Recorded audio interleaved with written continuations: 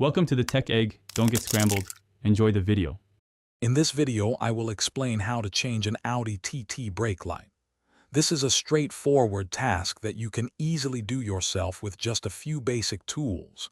You'll need a flathead screwdriver, a Phillips head screwdriver, and, of course, your new replacement bulb. Make sure to have a clean cloth handy for any dirt or debris. Let's get started and restore your brake light functionality quickly and efficiently.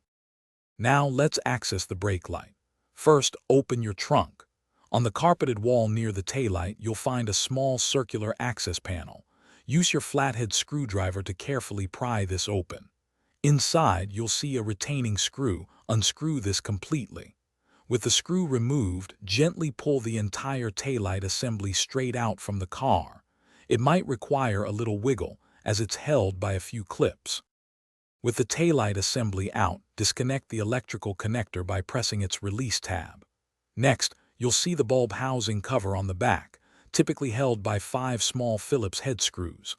Unscrew these and carefully remove the cover. Locate the brake light bulb, which is usually a P21/5W dual filament type.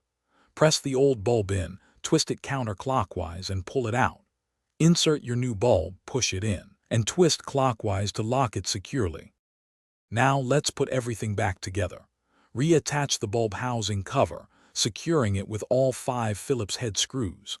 Then, reconnect the electrical plug to the taillight assembly until you hear a click.